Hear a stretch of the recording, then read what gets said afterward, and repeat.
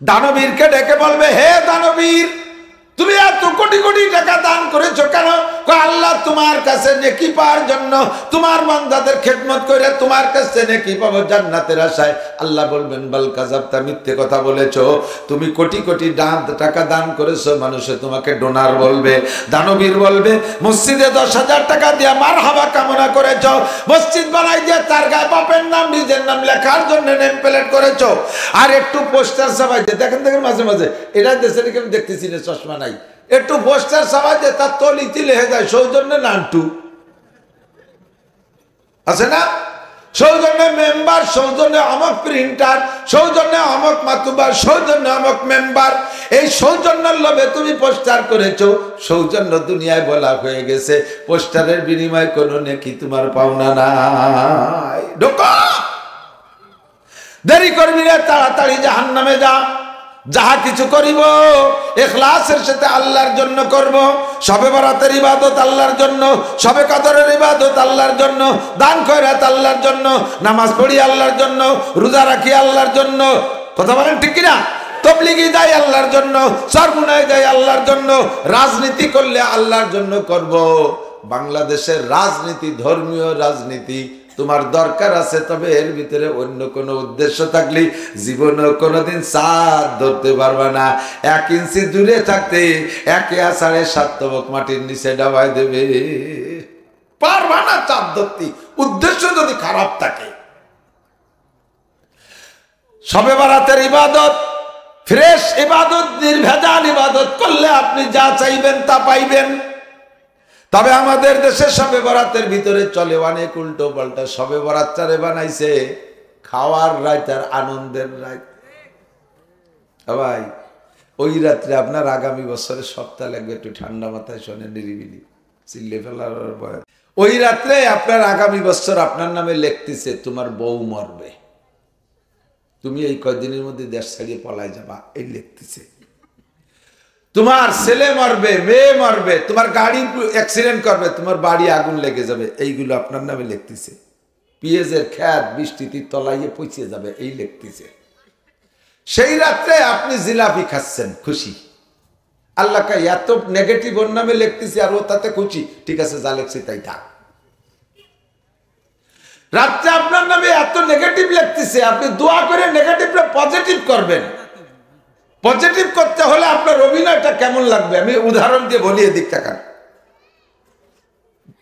2টা যুবক, একটা আওয়ামী লীগের একটা বিএনপির, ধরে নেন বিএনপির ক্ষমতা আমল,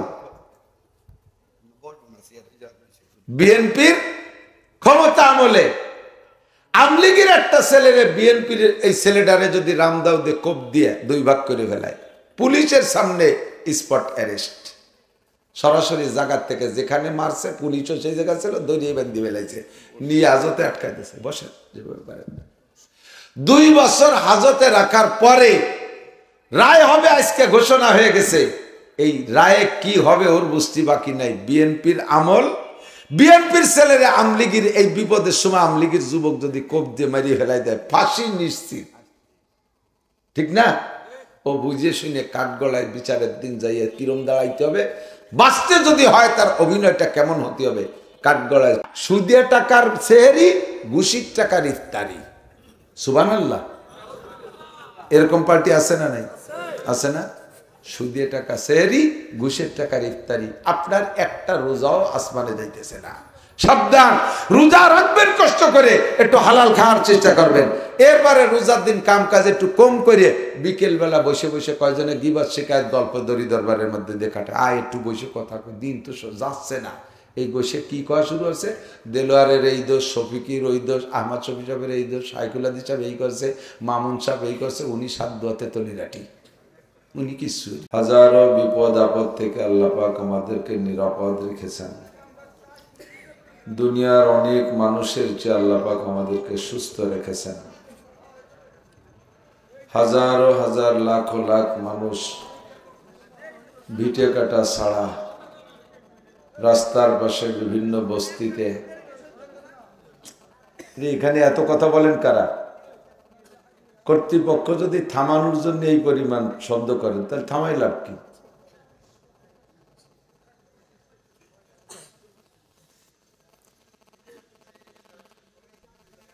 তাদের চেয়ে আল্লাহ পাক রব্বুল আলামিন আমাদেরকে ভালো রেখেছেন, নিজ গৃহে মাথা ঠাই নিয়ে রাতে একটু ঘুমানোর সুযোগ দিয়েছেন। বাংলার জমিনে কত বড় বড় বাগা বাগা নেতা যাদের দাপটে মাটি থরথর করে কাঁপত, এখন তারা কে কোথায় কোন আপদ বিপদে আলাই বালাইয়ের মধ্যে আসে আল্লাহ ভালো জানে। তার চেয়ে আল্লাহ পাক আমাদেরকে অনেক ভালো রাখছে, এজন্য শুকর আদায় করি আলহামদুলিল্লাহ।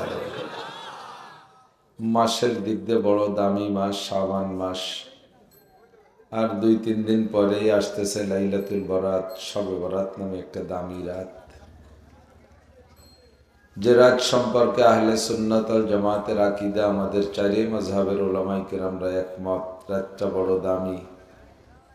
হুজুর আলাইহিস সালাতু ওয়াস সালাম এই রাত সম্পর্কে বলেন, কুমু লাইলাহা ওয়া সুমু ইয়াওমাহা, তোমরা সারা রাত জেগে ইবাদত করো, কান্নাকাটি করো, দোয়া মুনাজাত করো, আর শক্তি সামর্থ্য থাকলে দিনের বেলা একটা রোজা রাখো। আগামী 1 বছরের মানুষের ভাগ্যে কি আছে না আছে এটা কেউ জানে না, রব্বুল আলামিন ওই রাত্রে সকলের ভাগ্য লেখেন। বাৎসরিক বরাদ্দ, টোটাল তকদির একবারে লিখে রাখছেন, তারপরে বাৎসরিক একটা বরাদ্দ ওই রাত্রে তৈরি করেন। এরপরে আল্লাহ পাক সুযোগ রেখেছেন, কিছু কিছু তকদির আছে মুআল্লাক, খেয়াল করতেছেন? অনেকের ধারণা আল্লাহ যা লিখে রাখছে তাই হবে, তার চাইয়ে কি হবে, কান্নাকাটি করে কি হবে, ঘুম নষ্ট করে কি হবে। এই আকীদা আপনাকে ধ্বংস করে দেবে। যা লিখে রাখছে তাই যদি হবে, তাহলে আল্লাহ তাআলা দোয়া মুনাজাত করার কথা কেন বললেন? আল্লাহ বললেন তুমি চাও আমি দেব, তো যা বরাদ্দ আছে তাই যদি ঠিক থাকবে তাহলে আমি চাইলে আর কি দেবে। তা আমাকে আল্লাহ তাআলা দোয়া করতে বললেন, মুনাজাত করতে বললেন। কোরআন শরীফ বলে অনেক মুনাজাত শিখানো আছে, রব্বানা যালামনা আনফুসানা, রব্বানা আতিনা ফিদ দুনিয়া হাসানা, রব্বানা হাব লানা মিন আজওয়াজিনা, রব্বানা লা তুযিগ কুলুবানা বা'দা ইয হাদাইতানা, রব্বানা লা তুআখিযনা ইন নাসিনা ওয়া আখতানা, রব্বানা ওয়া লা তাহমিল আলাইনা ইসরান কামা হামালতাহু আলাল লাযিনা মিন ক্বাবলিনা, রব্বানা ওয়া লা তুহাম্মিলনা মা লা তাকাতা লানা বিহি। এই যে দোয়াগুলো আল্লাহ করতে বললেন, এর পরিপ্রেক্ষিতে দোয়ার প্রেক্ষিতে যদি আল্লাহ না দেবেন তাহলে আমাকে দোয়া করতে বলা এটা একটা ধোঁকাবাজি না? নাউজুবিল্লাহ। আল্লাহ কি ধোঁকাবাজ? আল্লাহ কি ওয়াদা খেলাফ করনেওয়ালা? ইন্নাল্লাহা লা ইউখলিফুল মিয়াদ। তাহলে কথার দ্বারা একটা জিনিস বুঝে নিতে হবে, সেটা হলো তকদির 2 প্রকার, তকদিরে মুবরাম আর তকদিরে মুআল্লাক। শিরোধার্য তকদির ভাগ্য, আর শর্তের সাথে ঝুলন্ত তকদির ভাগ্য। আল্লাহ পাক লেখার সময় এভাবে লিখে রাখছেন একজনের জন্য যে তোমার 60 বছর হায়াত। একটু খেয়াল করেন, অনেক ভুল ভেঙে যাবে ইনশাআল্লাহ। চিল্লে পাল্লা করার আর শক্তি সামর্থ্য নাই, সুর তো নাই। মাওলানা শফিক সাহেব আমাদের ফরিদপুরের গৌরব, জোয়ানও ভালো, স্বাস্থ্য ভালো, কণ্ঠ ভালো, অনেকক্ষণ চিল্লে চিল্লে কথা বলতে পারে, সব চিল্লানো শেষ। মাঝে মাঝে বলি শক্তি যতক্ষণ থাকে অতক্ষণ চিল্লেই, যখন শক্তি কমে যায় তখন চিল্লানো থামার কথা আর বলা লাগে না। ওই চুটকি একটা কই না, কাশির চুটকি, একেবারে বাস্তব। চার দোকানে বসে এক বুড়ো এক যুবকরা জিজ্ঞেস করছে, তোর বাপরে দেহিনে মরিয়ে গেছে নাকি? কয় না, আছে হয়েছে। আগে তুই জায়গায় আসতো, 2 জনে একসাথে কাশি পাল্লা দিতাম, তুই মাস 3 দেখিনি, মরিয়ে গেল নাকি? কয় না, মরলি তো মাইকিং শুনতে। কয় তাও তো এক কথা। দেন কেমন আছে তোর বাপের? কাশ সারছে? জি কাকা, আব্বা এখন সুস্থ, কাশে না। কেন কাশে না? কাশতে কাশতে বল পায় না, সে সারান দিছে। বল থাকলে আরো কিছুদিন কাশত, কাশার বল নেই। তো সময়ই বলে দেয় কখন কেমন বলতে হবে কথা। বল না থাকলে কাশাও ছেড়ে দেওয়া লাগে। তকদির 2 প্রকার। কয় প্রকার? তকদিরে মুবরাম মানে শিরোধার্য ভাগ্য, যেটা আল্লাহ লিখে রাখছেন তোমার নামে 60 বছর হায়াত। বোমা মারলেও কমবে না। তুমি আগুনের মধ্যে পড়ে যাবা, আরো 10 জন পুড়িয়ে যাবে, তুমি ওর মধ্যে বেঁচে যাবা। 60 পুরোতেই হবে। বাসের তলে গুঁড়ো গুঁড়ো হয়ে গেছে, ভাঙ্গে চুরিয়ে গেছে দলা হইয়ে, তারপরও বেঁচে থাকবা। 60 পুরোতেই হবে। একে কেউ মারতে পারবে না কোনোভাবে। 60 আগে সে যে কার 60 এটা আবার জানাই দেয় নেই। একে বলে তকদিরে মুবরাম, এ পরিবর্তন হয় না। আরেকটা হলো তকদিরে মুআল্লাক, তোমার নামে 60 বছর হায়াত লেখা আছে, তবে যদি তুমি এই অন্যায় করো, অন্যায় করার, গুনাহ করার, ইবাদত করার স্বাধীনতা তোমার আছে। এ জায়গা আমি হস্তক্ষেপ করি না। এখানে তোমাকে স্বাধীনতা দিয়েছি, তুমি ভালো করলে করতে পারো, মন্দ করলে করতে পারো। যদি তুমি অন্যায় করো, এই জাতীয় অন্যায়, যেমন উস্তাদের সাথে বেয়াদবি করা, আব্বা মার সাথে বেয়াদবি করা, এতে হায়াত কমে যায়। উন্ডা যদি মনে কষ্ট পেয়ে কয় আল্লাহ তুমি দেখো না, বলার সাথে সাথে 10 বছর হায়াত কমে যেতে পারে। একে বলে তকদিরে মুআল্লাক, তোমার আমলের সাথে ঝুলানো, তুমি যেমন আমল করবা। 60 লিখে রাখছি, তোমার মা যদি কান্দে দেয় আল্লাহ আমার নানটুরে আর 10 বছর হায়াত দাও, মার চোখের পানি আর দোয়ার ওসিলায় তোমাকে আর 10 বছর বাড়ায় দেওয়া যেতে পারে।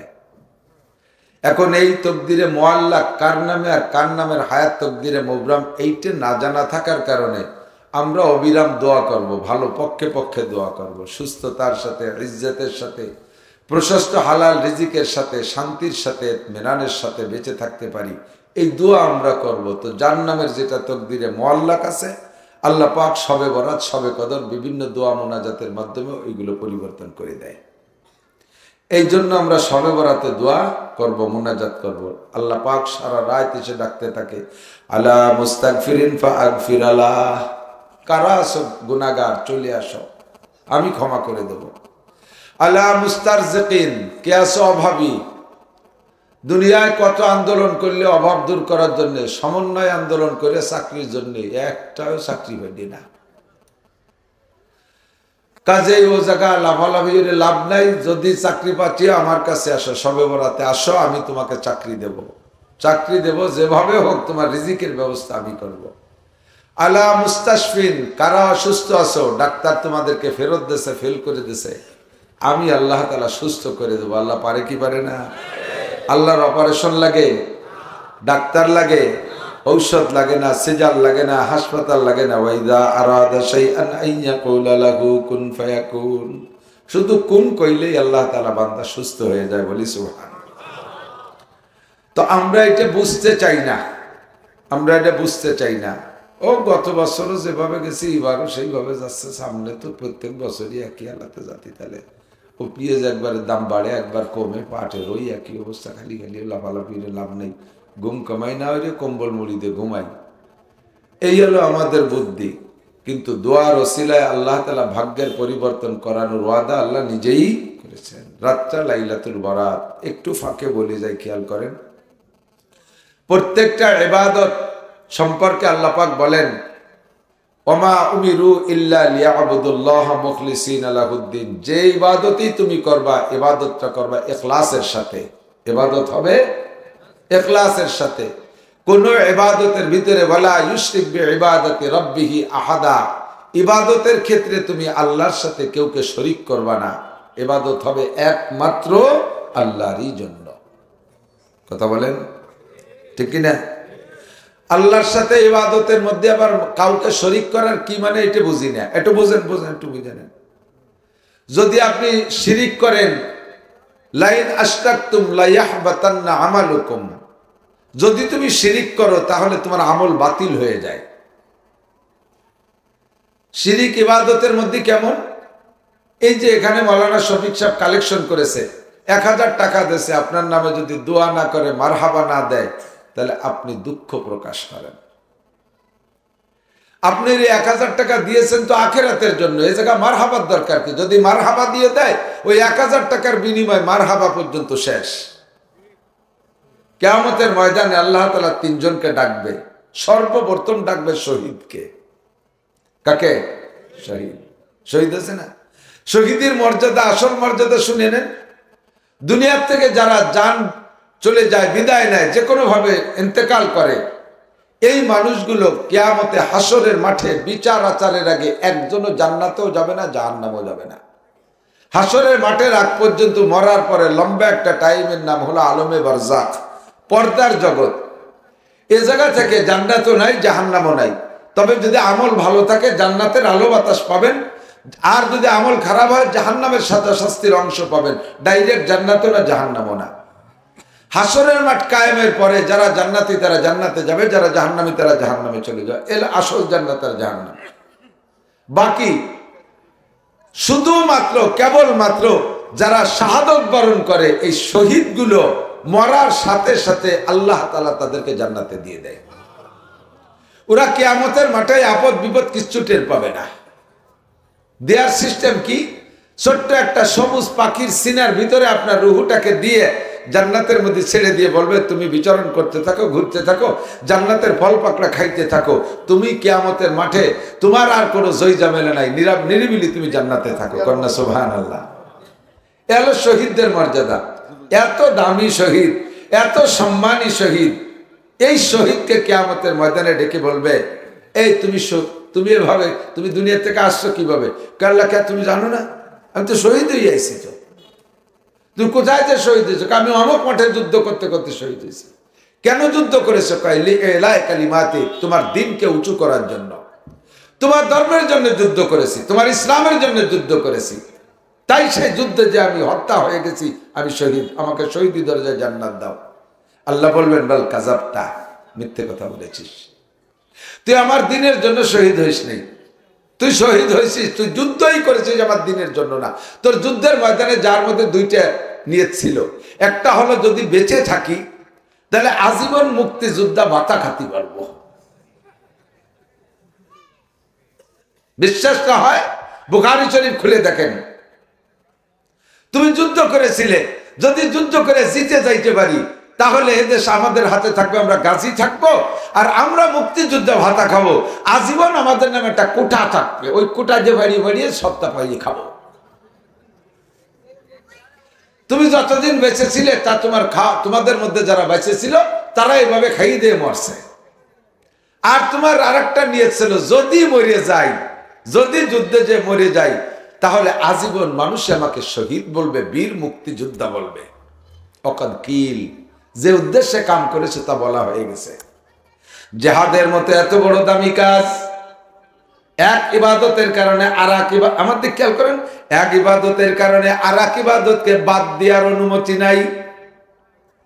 নামাজও ফরজ, নামাজ, রোজা নফল, রমজানের রোজা, হজ, যাকাত ফরজ না? হজ করতে করতে ভীষণ কষ্ট হয়ে গেছে। হজ যদি আপনি মূল নিয়মতান্ত্রিক ভাবে করেন, আরাফাতের মাঠে থেকে মাগরিবের আজানের পরে, আরাফাতের মাঠে থেকে মাগরিবের আজানের পরে রওনা দেবেন মুজদালিফার দিকে। পায়ে হেঁটে যদি যান নিয়ত করেন তাহলে 11 কিলোমিটার পথ যাইতে মাগরিবের থেকে রাত 11টা-12টা বেজে যায়। পথ বেশি না, হেঁটে এগোনো যায় না।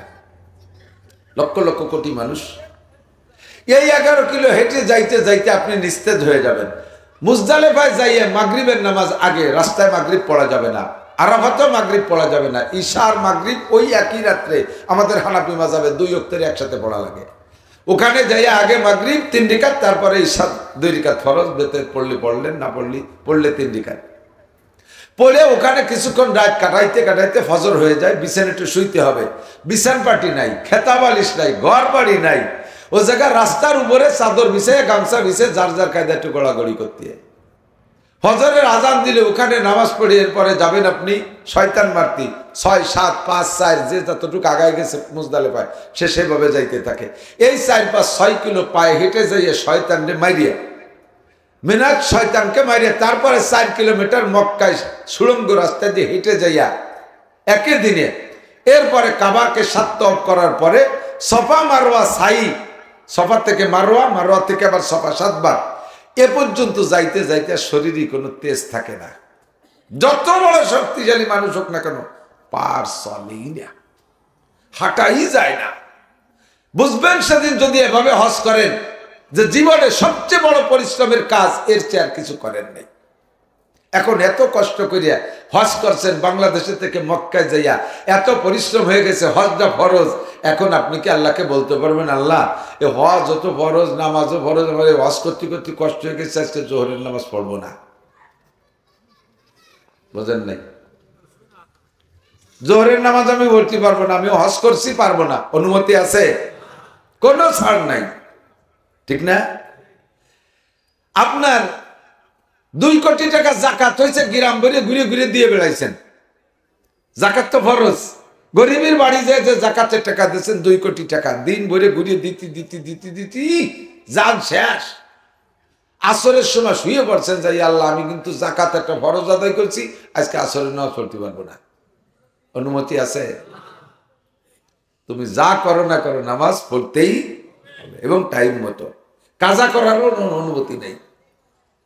রমজানের রোজা ফরজ, জ্যৈষ্ঠী মাসের রোজা 17 ঘন্টা লম্বা রোজা রাইকা ক্লান্ত হয়ে গেছেন, সন্ধ্যার আগে আবার 40 কিলোমিটার বাইসাইকেল চালাইছেন বিশেষ কাজে।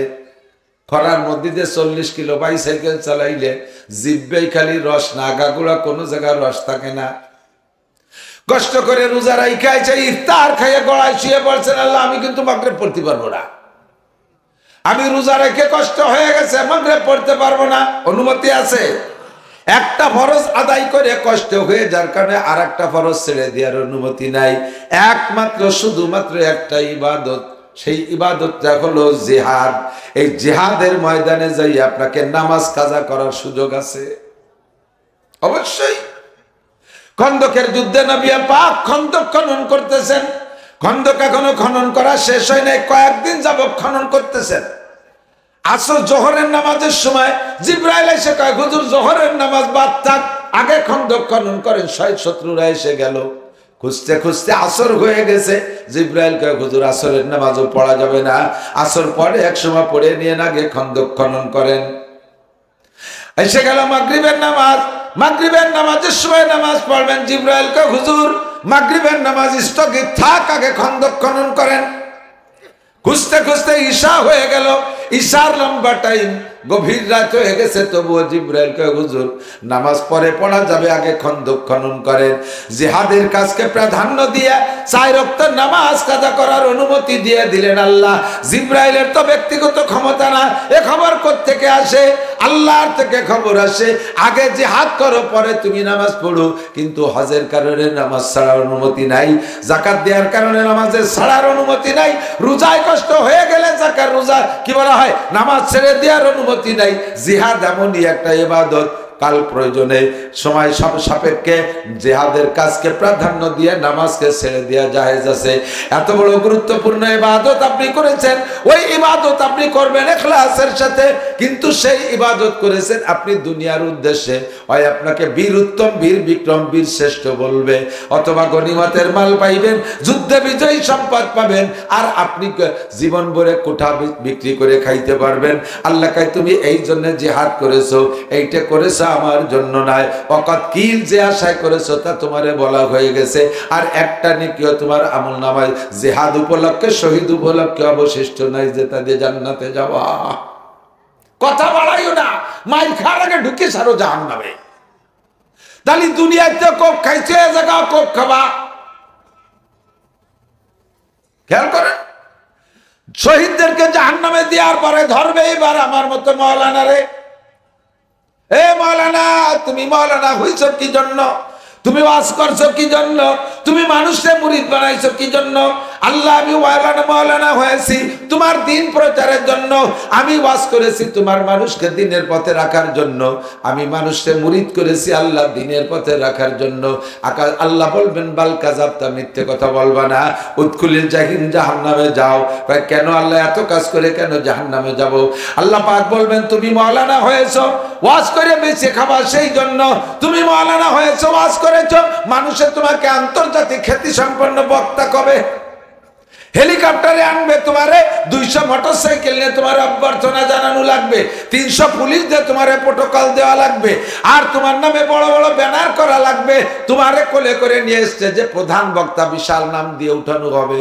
এই প্রশংসা পাওয়ার জন্য তুমি ওয়াজ করেছো, তুমি পীরগিরি করেছো, মুরিদ বাড়াইয়া বছরে 2 হালখাতা দিবা।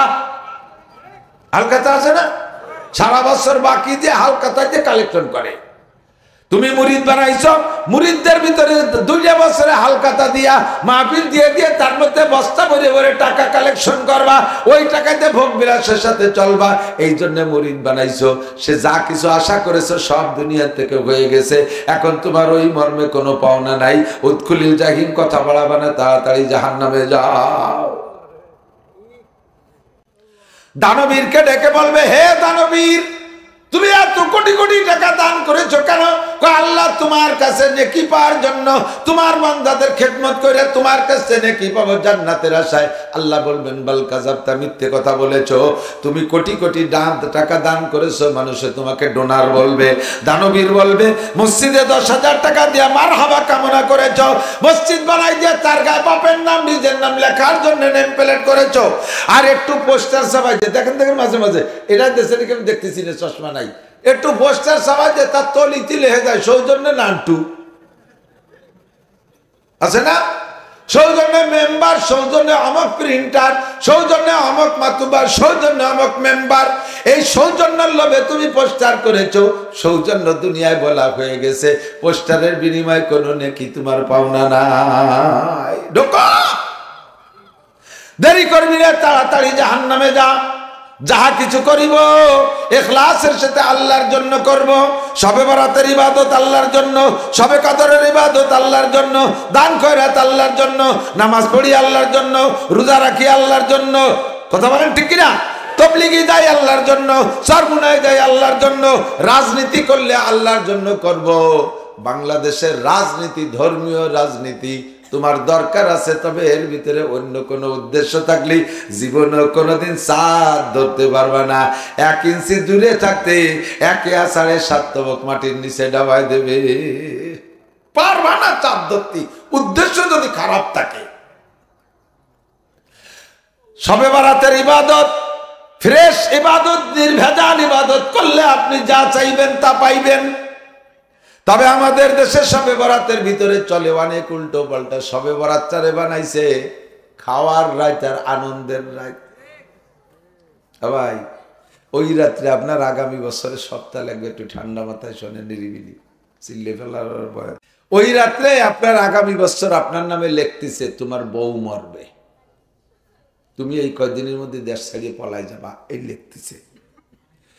তোমার ছেলে মরবে, মেয়ে মরবে, তোমার গাড়ি অ্যাক্সিডেন্ট করবে, তোমার বাড়ি আগুন লেগে যাবে, এইগুলো আপনার নামে লিখতেছে। পেঁয়াজের খ্যাত বৃষ্টিতে তলাইয়ে পৌঁছে যাবে, এই লিখতেছে। সেই রাত্রে আপনি জিলাপি খাচ্ছেন, খুশি।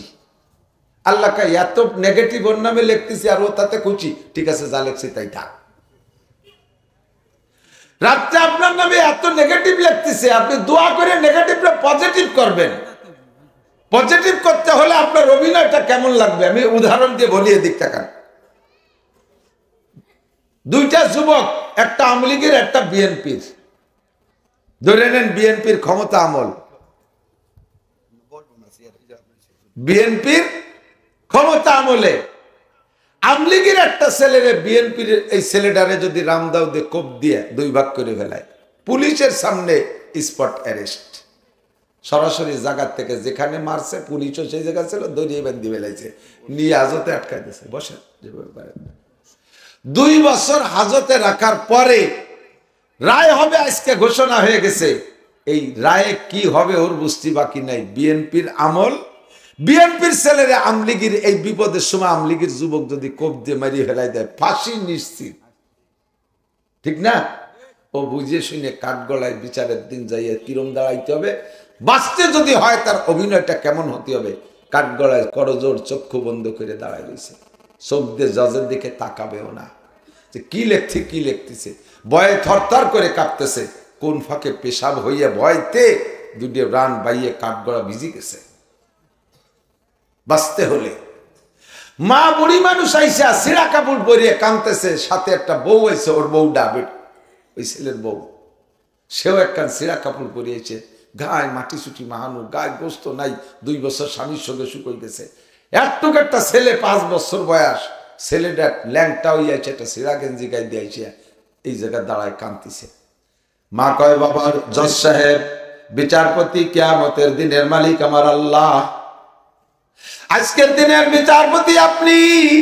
আমার এই ছেলেটা 1 বছর বয়সে আমার স্বামী মারা গেছে, ওর বাবা মারা গেছে, আজকে পর্যন্ত আমি ওকে ফেলে কোথাও যাই নাই, আমি তারে নিয়ে কোলে করে এই পর্যন্ত বুড়ি হয়ে গেছি। আমার বাবা জীবনও কোনোদিন অন্যায় করে না। কোন শয়তানের পালায় পড়ে এবার এমন অন্যায় করে ফেলাইছে। বাবা জজ, তোমারও আব্বা মা আছে, তোমারও ছেলে মেয়ে আছে, ও বাবা তোমার পায়ে ধরি, আমার বাবারে জীবনের তরে ছেড়ে দিয়ে আমি তার মা আমারে ফাঁসি দিয়ে দাও। আমার ওই বাচ্চারে যদি ফাঁসি দাও, আমার নাতিটা মারা যাবে, আমার বউটা চিরবিধবা হবে, আমি স্টক করে মারা যাব, আমি বুড়ি মানুষটা আমার ছেলের পরিবর্তে ফাঁসি দাও। বাবা জজ, তোমার পায়ে ধরি। মা এমন করে কাঁদতেছে আর ওর বউ কাঁদতেছে, স্যার আপনার পায়ে পড়ি, আপনারও মেয়ে আছে, আমাকে মেয়ের মতো জানেন, আপনার জামাই যদি এমন অন্যায় করতো তাহলে আপনি কেমন করতেন? স্যার আপনার পায়ে পড়ি, আমার স্বামী যদি ফাঁসি দেন, এই ছোট বাচ্চাটা চির এতিম হয়ে যাবে, তার বুড়ি মা স্ট্রোক করে মারা যাবে, আমার দিন দুনিয়া অন্ধকার, স্যার আপনার পায়ে পড়ি।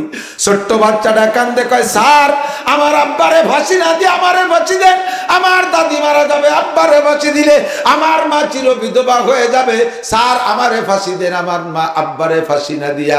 4 জনের এরকম করুন অনুনয় বিনয় আর অভিনয় দেখা স্যার কলম কামড়ায় ধরে বসে রয়েছে। কি করব? তকদিরের কলম ধরে স্যার বসে আছে, এদিকে বাদী দাঁড়ানো আছে, বাদী তো রানিং বিএনপি ক্ষমতায়, ওদিকে আসামি তো কি আমলিগ। এবার বড় বিপদে পড়ে গেছে জজ সাহেব। জজ সাহেব লাস্টে চিন্তা করলেন, একটারে ফাঁসি দিলে যদি সাইডে শেষ হয়ে যায়, আরে জীবনে বহুত খেলা খেলছি, আজকে একটা খেলা দেখাই দেব। সঙ্গে সঙ্গে 3-4 জনের দিকে তাকাইয়া তাদের বিনয় আর অভিনয় দেখে কয় বেকসুর খালাস। যায় আমার চাকরি যায় যাবে, একটা মারতে যে সাইডে মারা যাবে না।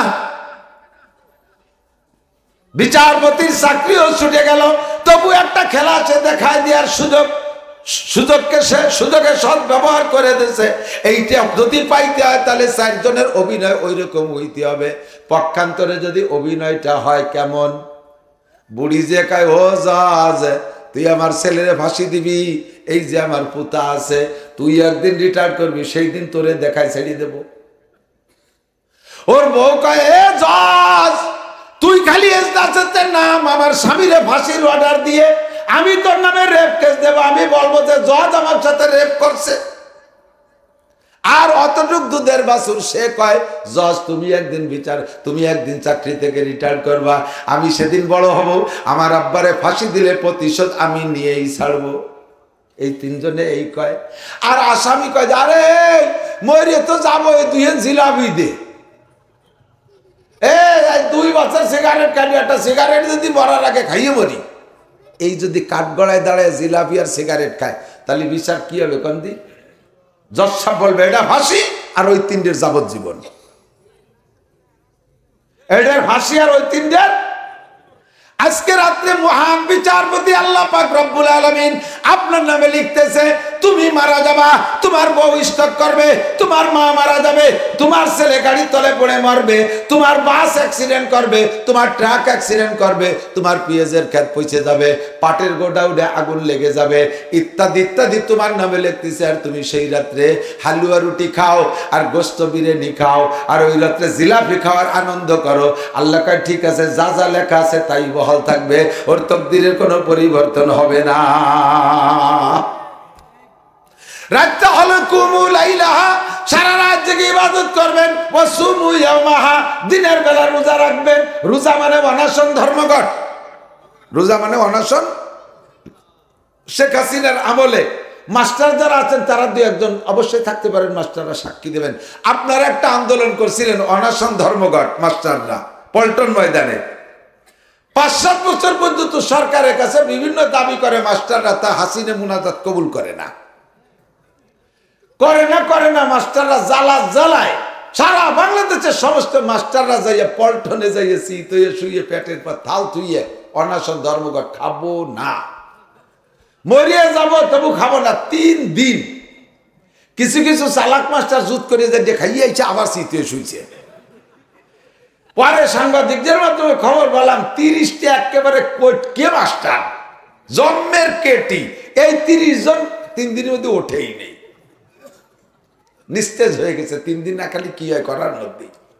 সাংবাদিকরা যাইয়ে স্বরাষ্ট্রমন্ত্রী শিক্ষামন্ত্রী বলল, স্যার তাড়াতাড়ি ম্যাডামরে বলেন, বদনাম হয়ে যাবে। এই 3 দিন অনশন ধর্মঘটের পরে মাস্টাররা এই অনশন ধর্মঘটের পরে স্বরাষ্ট্রমন্ত্রী শিক্ষামন্ত্রী যে প্রধানমন্ত্রীকে বলল, ম্যাডাম বদনাম হয়ে যাবে, তাড়াতাড়ি গিয়ে মোনাজাত কবুল করেন। এবার সে প্রধানমন্ত্রী শিক্ষামন্ত্রী রে স্বরাষ্ট্রমন্ত্রী রে কয়, ঠিক আছে বাড়ি জাতি কর, ওদের অনশন ধর্মঘট কবুল করলাম, ওদের সব চাওয়া পূরণ করে দেওয়া হবে। এরপরে বাড়ি গেছে। আল্লাহ সেম বলেন, আর দুনিয়া দারুল মিসাল, দুনিয়া হলো আখিরাতের দৃষ্টান্ত। Same quality. সারা রাত জেগে কান্নাকাটি করবেন, সারা রাত মুনাজাত করবেন, শেষ রাত্রে খাইয়ে দিনের বেলা অনশন ধর্মঘট করবেন, রোজা অনশন ধর্মঘট করে সন্ধ্যার আগে ইফতার নিয়ে বসবেন, খুঁটাখুটি করবেন, গালে দেবেন না, পিএজিরাদের একটু শুয়ে দেখবেন, আবার থুয়ে দেবেন। যখন পিএজিরাদের নাকে দেয়, আল্লাহ খাই সর্বনাশ কাছে খাই বেলা 2 মিনিট আছে, ফেরেশতারা কয় আল্লাহ জম্মের কেটি খাবে না, কোনো মতো খাবে না, তুমি দোয়া কবুল না করা পর্যন্ত খাবে না। ফেরেশতারা সুপারিশ করে, আল্লাহ পাক রব্বুল আলামিন বলেন, তোমাদের অনশন ধর্মঘট কবুল করছি, গত রাত্রে যা চাইছো সব তোমারে দিয়ে দিলাম। আর গত রাত্রে শুধু ঈশান নামাজ পড়িয়া কোনো মতে জিলাপি খাইয়া আলাং পালাং করে রাতভর আতশবাজি ফুটাই বেড়াইছো, আল্লাহকে আগামী বছর তোরে এই বাজি দিয়ে মারবো, তোরে বোমায় দিয়ে মারবো, তোরে গুলি দিয়ে মারবো। ওই রাত্রে যে যে আকাম করছি সব আমি দেখছি। সাবধান হয়ে যাও যুবকরা, এইবার আল্লাহর রহমতে ওই সবে বরাতটা পেছে তোমাদের আর একটা আকামের রায়। সুবহানাল্লাহ। সেই আকামের রাতটা কি?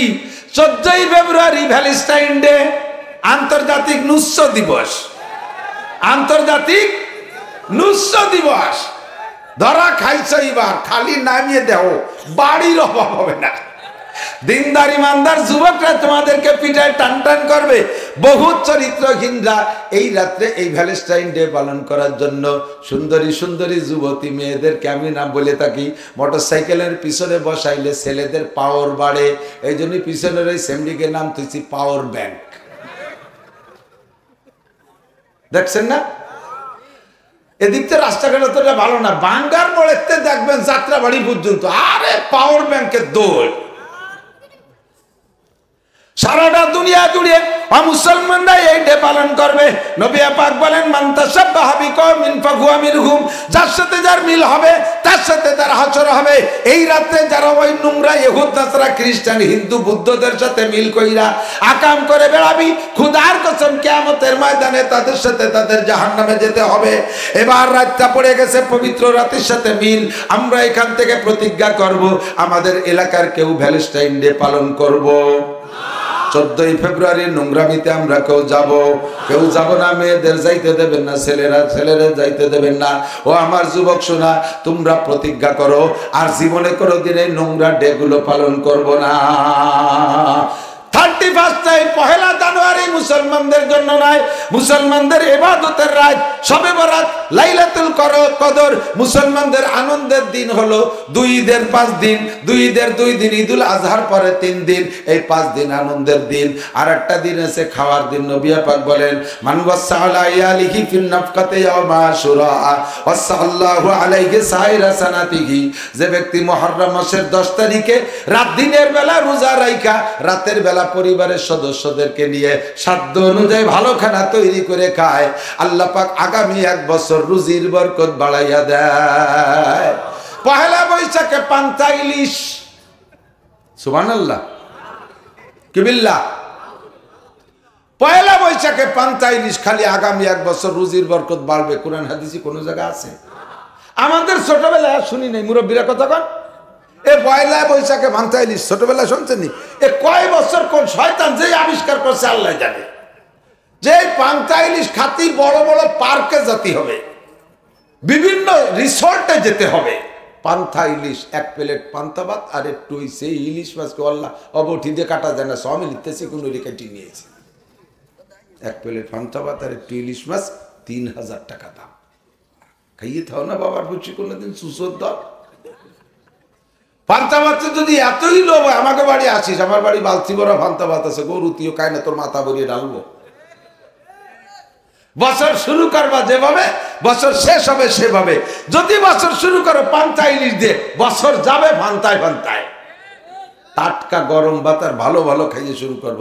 তো বৈশাখ জ্যৈষ্ঠী 34 বৈশাখে আমাকে না, জানুয়ারি ফেব্রুয়ারি আমাদের না।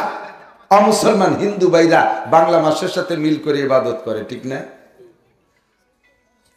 হিন্দুদের পূজা পাঠ বাংলা মাসে না। কার্তিক পূজা, মাঘী পূর্ণিমা, 12ই চৈত্র, 12 উড়াকান্দি যায়। আর আমাদের ইবাদত গুলো সব আরবি মাসের সাথে মিল করে। এই জন্য আমরা আরবি মাসকে শ্রদ্ধা করব। এই আরবি মাস চলতেছে, রানিং মাস শাবান মাস, সামনে আসতেছে আমাদের জন্য রমজান মাস। এই শাবান মাসের রাত্রে হালুয়া রুটি হবে না, আনন্দ ফুর্তি হবে না, গরু জবাই হবে না, মুরগি পোল্ট্রি হবে না, বিরিয়ানি পোলাও হবে না। কয় যে এটা বরাতের মাস। আরে মিয়া, বরাত মানে কি? বরাত মানে দুইটা তর্জমা। একটা হলো বরাত মানে উড্র করা। আল্লাহ পাক রব্বুল আলামিন যা লিখে রাখছে, তুমি দোয়ার কারণে আল্লাহ তাআলা সেখান থেকে হাত তুলে নেবে না। ঠিক আছে, তোমার নামে যা লেখা ছিল তোমার কান্নাকাটিতে সেটা পরিবর্তন করা হলো। আপনি সেই জায়গায় টানা করে মনে করছে বরাত মানে ভাগ্য। আরে ভাগ্য লিখবে আপনার, সেটা তো চেয়ে নিতে হবে। কোন বেদাতি ইবাদত আমরা ওই রাত্রে করব। এবছরকে একটু সিদ্ধান্ত নেওয়া যাবে, হালুয়া রুটি হবে। পারবেন? পারবেন? হালুয়া রুটি হবে না, গরু বিরিয়ানি হবে না, এলাকায় করে গরু জমি সবে বরাত উপলক্ষে হবে না। তাহলে কিন্তু সাবেক বহল যা যা লেখছিল তাই হবে কপালে। আল্লাহ হেফাজত করুক না। এরপরে আসতেছে রমজান মাস। আল্লাহ পাক রব্বুল আলামিন বলেন, ইয়া আইয়ুহাল্লাযীনা আমানু, হে অন্ধ জগতের অটল বিশ্বাসী পাগলরা, কুতিবা আলাইকুমুস সিয়াম, তোমাদের উপরে রোজা ফরজ করা হয়েছে। কামা কুতিবা আলাল্লাযীনা মিন ক্বাবলিকুম লাআল্লাকুম তাত্তাকুন, যেমন রোজা ফরজ করা হয়েছিল তোমাদের পূর্ববর্তীদের উপরে, এই রোজার মাধ্যমে তোমরা মুত্তাকিন পরহেজগার হয়ে যাবা। আল্লাহ পাকের অর্ডার।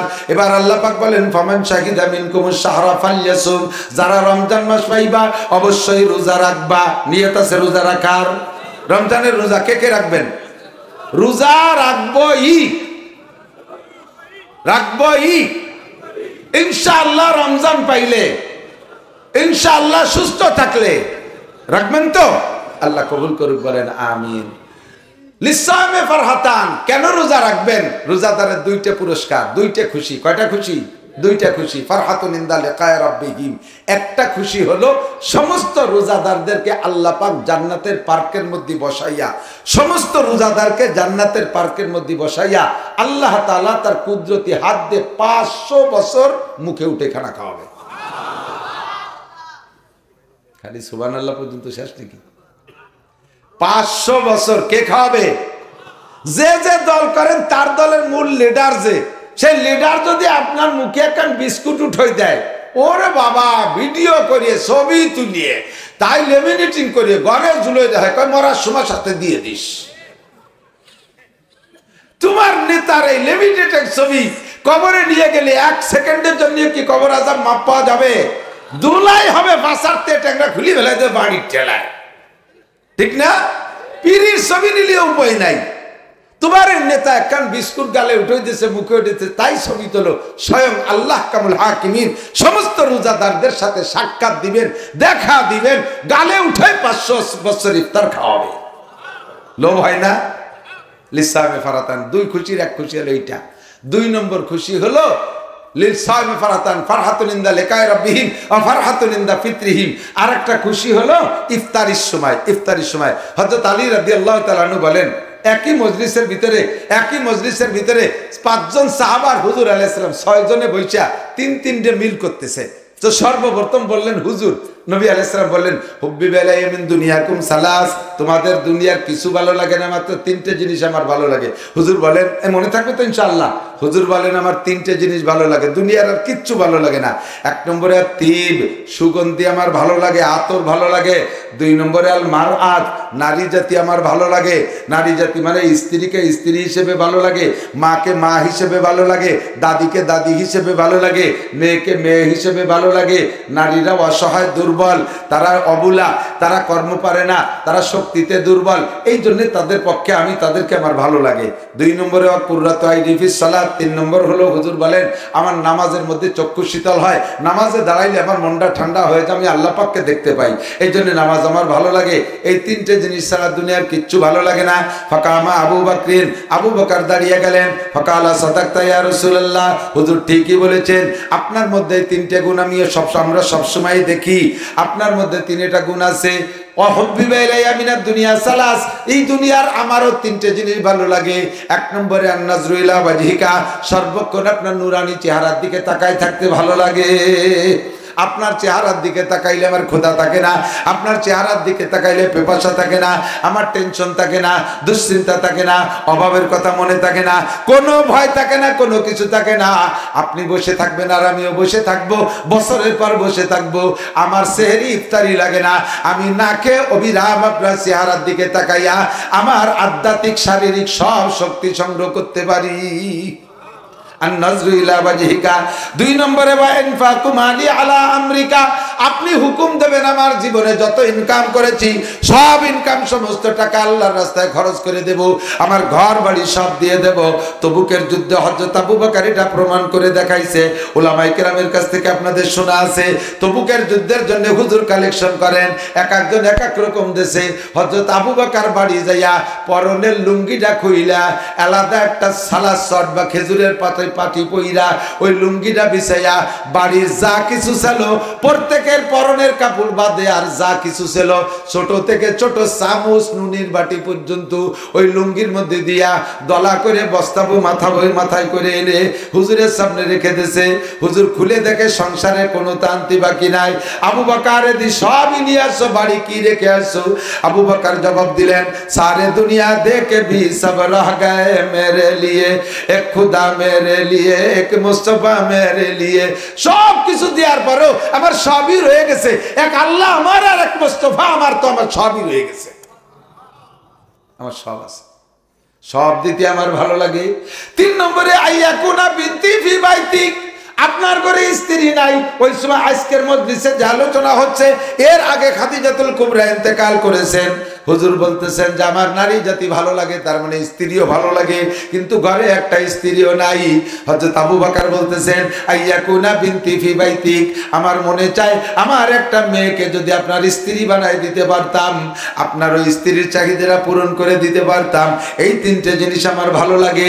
দিনের বেলা গল্প শেষ, রাতের বেলা নবী পাক স্বপ্নে দেখতেছেন ফাজা জিবরাইল, জিবরাইল আসছে, একটা রেশমি কাপড়ের ভিতরে সিদ্দিকা আয়েশার ছবি এঁকে নিয়ে আসছে, আয়েশার ছবি এঁকে নিয়ে আসছে। আয়েশা হুজুরকে স্বপ্নে দেখাচ্ছেন, আতারিফু মান হাযি ইয়া রাসূলুল্লাহ, হুজুর এই মেয়েটিকে চেনেন? হুজুর বললেন কালা নাম সাতাকুনু বিনত আবি বকর আয়েশা, আবু বকরের মেয়ে আয়েশার মতো মনে হয়। ফাকালা সাদাকতা, জি হুজুর ঠিকই বলেছেন। আর কথা বাড়াই নাই, পরপর 3 রাত দেখানোর পরে 3য় রাত্রে প্রস্তাব দিয়েছেন, আতুহিব্বুহা ইয়া রাসূলুল্লাহ, হুজুর মেয়েটারে কি আপনার পছন্দ হয়? হুজুর বলে মেয়েটিকেও পছন্দ করি, তার বাপরে পছন্দ করি, তার বাপ আমার বাল্য বন্ধু, এখনো পর্যন্ত বন্ধু, ওই পরিবারের সবাইরে আমার ভালো লাগে, মেয়েটিকে পছন্দ করি। তবে এতটুক ছোট মেয়ের পছন্দের প্রস্তাব জিবরাইল তুমি কেন দিলে? জিবরাইল স্বপ্নে বললেন 3 দিন আগে আপনার আবু বকর বলেছিল তার একটা মেয়েকে আপনার স্ত্রী বানায় দিতে পারলে সে খুশি হয়, আর সে আজিবের মালিক কবুল করে এনেছে। উপরের থেকে প্রস্তাব আসছে আপনার আবু বকরকে সন্তুষ্ট করণার্থে দিনের বেলায় আয়েশাকে বিয়ে করে নেবেন। নবী পাক বললেন জিবরাইল ওয়াহিয়া সুগরা, আয়েশা তো এখনো ছোট, মাত্র 6 বছর বয়স, আমার বয়স 50-এর ঊর্ধ্বে, এত ছোট মেয়ে নিয়ে আমি কিভাবে সংসার করব? জিবরাইল কয় হুজুর এই টেনশন আপনার করা লাগবে না, আর সে আজিমের মালিকের ক্ষমতার অভাব নাই। ওয়াইজা রাদা শাইআন আইয়াকুল লাহু কুন ফায়াকুন, সে যা ইচ্ছা করে তা করে ফেলেন। 9 বছরে আয়েশাকে আল্লাহ পাক 16 বছরে যুবতী বানাই দিতে পারে কি পারে না? মক্কায় বসে বিয়ে হয়েছে, মদিনায় যাওয়ার পরে, মদিনায় গেছে আরো 1 বছর পরে, মদিনায় যাওয়ার পরে মাত্র 2 বছর পর যখন আয়েশার বয়স 9 বছর, আয়েশাকে আল্লাহ এত জোয়ান করে দিয়েছে, 16 বছরে সুঠাম বডির অধিকারিণী একটা যুবতীর মতো। বেলা 11টার দিকে আয়েশার মা আয়েশাকে নিয়ে নবী পাকের ঘরে পৌঁছাই দিয়ে আসছে। 3 নম্বর আবু বকর বললেন আর সঙ্গে সঙ্গে দোয়া কবুল হয়ে গেল। ফাকামা উমার, এবার ওমর দাঁড়িয়ে গেলেন। ফাকালা সাদাকতা ইয়া আবু বকরিন, ভাই আবু বকর ঠিকই বলেছেন, আপনার মধ্যে তিনটে গুণ আমরা জীবন ভরে দেখেছি, আপনি মিথ্যে কথা বলেন নাই। এবার আমারও তিনটে জিনিস ভালো লাগে। ওমর তিনি মিল হচ্ছে, হযরত ওমর কয় ওয়া হুব্বিবা ইলাইয়া মিনাদ দুনিয়া সালাস, এই দুনিয়া আমারও তিনটে জিনিস ভালো লাগে। এক নম্বরে আল আমরু বিল মারুফ, সৎ কাজের আদেশ দিতে ভালো লাগে। সৎ কাজের আদেশে চুল পরিমাণ ছাড় আমি দিতে পারবো না, আমার সৎ কাজের আদেশ দিতে ভালো লাগে। ওয়া নাহি আনিল মুনকার, দুই নম্বরে অসৎ কাজের বাধা দিতে আমার ভালো লাগে। কার গুণ? হে যুবক, আমরা উলামায়ে কিরাম মাঠে ময়দানে বয়ান করি, সৎ কাজের আদেশ দেই, অসৎ কাজের নিষেধ করি। এভাবে আদেশের সাথে কিছু পাওয়ারও লাগে, নিষেধের সাথেও কিছু পাওয়ার ব্যবহার করা লাগে। কতক্ষণ মিটে মিটে ওয়াজে আমল হয় না, সাথে সাথে কিছু শক্তি ব্যবহার করা লাগে, তাহলে আমলগুলো ঠিক হয়। হযরত ওমর শক্তিশালী মানুষকে আমার তিনটে ভালো লাগে, সৎ কাজের আদেশ, অসৎ কাজের নিষেধ। তিন নম্বরে আস-সাওবুল খাল, পুরন কাপড় ভালো লাগে। আমরা হুজুররা একটু ভালো কাপড় পরে আসলি, এক শ্রেণীর মানুষ আছে না, হুজুরকে দেখে চুলকো নিচেতে, চোখে চুলকোয়, মুহি চুলকোয়, বাবা হুজুর জামার বাপ দেহ দিল, আর তিনটা বেতন পায়, তার জামা দেখছো 3 পিস কমপ্লিট সেট, বেশকি মারে। একটু ভালো মোটর সাইকেল চালায়, পরের টাকা মোটর সাইকেলের বাপ, মানে চুল করি, তুই কে তোরে ঠেয়া কিনা। এরপরে যদি আর একটু ভালো গাড়ি প্রাইভেট চালায়, ওরে বাবা সহ্য হয় না। আল্লাহর নবী তালি দিয়া জামা পড়ছে, হুজুরকে এত জামার ভাব আসে কোন জায়গাতে, কোথায় পাইছো? নবী খাইবারের যুদ্ধের আগে তালি দিয়া সিরা জামা গায়ে দিছে, খাইবারের যুদ্ধের পরে নবী সিরা জামা গায়ে দেয়নি। খাইবারের যুদ্ধের পরে মুসলমানদের যে বিজয় আসছে, সম্পদের আধিক্য আল্লাহ তাআলা দিয়েছে, হুজুর নিজে হাতে 5টা উট বিক্রি করে নিজে হাতে একটা শেরওয়ানি সেট বানাইছে। হাদিসে আছে যায়কাতুল কুম্মাইন, জামাটা রাতা খুব সাফা ছিল, ওযু বানানোর সময় গোছাতো না, পুরো শেরওয়ানি খুলিয়ে থুয়ে ওযু বানাইতেন। 5টা উটের দাম সর্বনিম্ন, এই জামানার দামও যা ওই জামানার দামও তাই, 50 লক্ষ টাকা। 50 লক্ষ টাকা দিয়ে নবী পাক নিজে শেরওয়ানি বানাইছে। এই খবর শুনে নাজ্জাশী বাদশা খবর পাইছে, এই পোলা কথা কইছ, এই কথা কইছ, কথা কবিতা এই জায়গায় আছিস, ওই জায়গায় আছি তো অচুনতি হবে, আমি কি করছি ক হতে পারবি না, তাই যে বসে শুনিয়ে আপনি শুয়ে থাকবে যা। নাজ্জাশী বাদশা খবর পাইছে যে নবী এরকম বেশি দাম দিয়ে জামা বানাইছে, সুযোগ পেয়ে গেছে।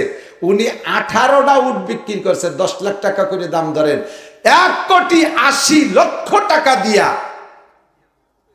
নবী পাককে শেরওয়ানি সেট বানাই দিয়েছে, হুজুর তা নিজে ব্যবহার করছেন। সিরা জামার সুন্নত হলো হযরত ওমরের। হযরত ওমর একদিন, বলছি মাঝে মাঝে সব অস্তি ইউটিউবে আছে, মসজিদে নববীতে খুতবা দিচ্ছেন, গায়ের জামা এমন ছেঁড়া, মুসল্লি একজন দেখে হুজুরের দিক তাকাইয়ে, চোখ উঠে একবার তাকাইয়ে কান্তি কান্তি তাকাতেই পারিনি, মনে মনে নিয়ত করছে আগামী শুক্রবারের আগে প্রেসিডেন্টের একটা জামা বানাই দেব। শনিবারের দিন খলিফাতুল মুসলিমিন ওমর রিলিফের কাপড় বিতরণ করছে, সবাই এক এক পিস কাপড় দিয়েছে। 1 পিস কাপড়, এই সাইজের কাপড়, যার 1 পিস কাপড়ে এই মসজিদের খাটো মুসল্লি যে, তারও একটা জামা হয় না, একটু সাইজের কাপড়, কিন্তু আইছে বাইতুল মালের মাল দিয়ে দিতে হবে, দিয়ে দিছে। ওনাদের তো স্বভাবেই আসলে যার যারটা তারে দিয়ে দিতে হবে। এই যে আমাদের বাংলাদেশে সৌদি আরবের থেকে দুম্বা আসে, সবাই তো পান ঠিক মতো, ঠিক না? বাড়ি বাড়ি আগে দেয় না নি তারা? আরে দেয়, মনে নাই আপনারা তো না শোকর খাইও না চকি দেয়। বাঘা বাঘা নেতাকে বাড়ি জেন্দা কবর আছে, ফ্রিজ, ডিপ ফ্রিজ। এই সৌদি আরবের দুম্বা ডিপ ফ্রিজ ভরে থুইয়ে সারা বছর খায়, আর বরকত নাই। হজের দুম্বা খাচ্ছে, আসে দেশের গরিবদের জন্য কোটি কোটি টাকার মালিক, শিল্পপতি, কোটিপতি, রাষ্ট্রপতি, ভগ্নিপতি, সব পতিরা এইগুলো মাঝি দিয়ে খায়। হযরত ওমর সব মাল শনিবারে বন্টন করে দিয়েছে, শুক্রবারে বিকেলে আইছে, শনিবারে কাপড় ভাগ করে দিয়েছে। পরে শুক্রবারে ওই মুসল্লি নিয়ত করছে খলিফার একটা জামা বানায় দেবে, তো জামা বানায় দেবে নিয়ত করে, কিন্তু ব্যস্ততার কারণে পারে নাই। পরে শুক্রবারে হযরত ওমর যে শনিবারে যে কাপড় বিতরণ করছে না, ওই কাপড় দিয়ে জামা বানাইয়া হযরত ওমর এসে খুতবা দিচ্ছে, জুমার নামাজ পড়াচ্ছে। ওই লোকটার মিজাজ গরম হয়ে গেছে। তো খুতবার আগে, নামাজের আগে যে খুতবো, আমরা তো আরবিতে খুতবো পড়ি, আমরা আরবি বুঝি না, যার কারণে হুজুররা আগে একটু বাংলায় ওয়াজ করে। আর এই বাংলা ওয়াজ নয়, খুতবো ডাইয়াল ওয়াজ। তো হযরত ওমর ওয়াজ করতেছেন। ওই দিন বিভিন্ন প্রদেশ থেকে গভর্নররা আসছে সামনে পাদ্দারে বসা। গভর্নরদের উদ্দেশ্য করে বলছে, হ্যাঁ গভর্নররা, লা তাজলিমুনা ওয়া লা তুজলামুন, কোনো পার্সিয়ালিটি করবা না, জনগণের উপরে জুলুম করবা না। যারা তোমারে ভোট দিচ্ছে সেই এলাকার রাস্তাঘাট ভালো বানাবা, আর যে এলাকার মানুষ ভোট দেয় না সে জায়গার রাস্তাঘাটে খাল বানাই দিবা। এই উল্টো পাল্টা যদি দেখি, তোমার দলের মানুষের চাকরি বেশি দিবা, আর যারা তোমার সমর্থন করে না চাকরি দিবে না। উল্টো পাল্টা দেখলি কিন্তু গর্দান উড়াই দেবো। চেনো আমি ওমর, ইনসাফ করবার, জুলুম করবা না। এই কথা বললে ওই লোক মাঝখান থেকে দাঁড়াই গেছে। খলিফাতুল মুসলিমিন, চুপ করেন, আপনার মুখে এই বক্তব্য শোভা পায় না। মজলিসের মধ্যে বাধা দিছে, ইয়া উমর সাহ, আরবিতে কয় ইয়া উমর সাহ। ওমর চুপ করেন। ওমরের মতো মানুষ যারা দেখলে শয়তান পাত্তি পাত্তি ডুবে, সেই ওমরের সামনে মজলিসের ভিতরে এমন ধমক দিয়ে কথা বলা বিটা মানুষের অভাব আছে। যখন ওই লোকটা ওই বলছে, ওমরের তো কামসারা মিজাজ গরম হয়ে, এখন কেন আমি চুপ করবো কেন? আপনার মুখে বক্তব্য শোভা পায় না, ইনসাফের বক্তব্য, চুপ করেন। হযরত ওমরকে, আমার মুখে যদি শোভা না পায় জগতে, এই বক্তব্য কার মুখে শোভা পাবে? আমার ইনসাফকে আল্লাহ পছন্দ করে। বাগার ছাগল এক জায়গা পানি খায়, কেউ কের দিকে ফিরে তাকায় না, আর তুই বলিস আমার মুখে ইনসাফের বক্তব্য শোভা পায় না। তো সমস্যা কি?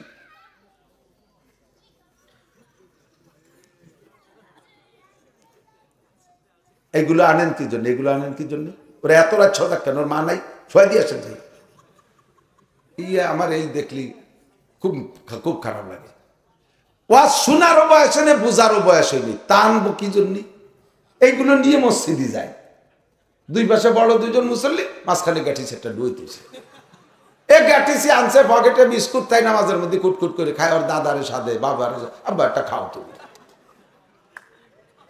দেখছেন না এরকম? পুরো মসজিদ নষ্ট করে ফেলায়।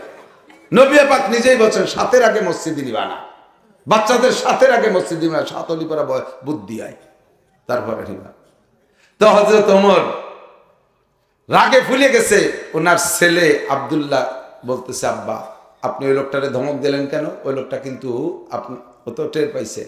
আব্দুল্লাহ, হযরত আব্দুল্লাহ ওমরের ছেলে, হুজুরের 19 জন বডিগার্ড, ওই যারেরটা আইছে। আমি ওঠেন, আপনি যান, আপনি যান, সারাতে আসেন।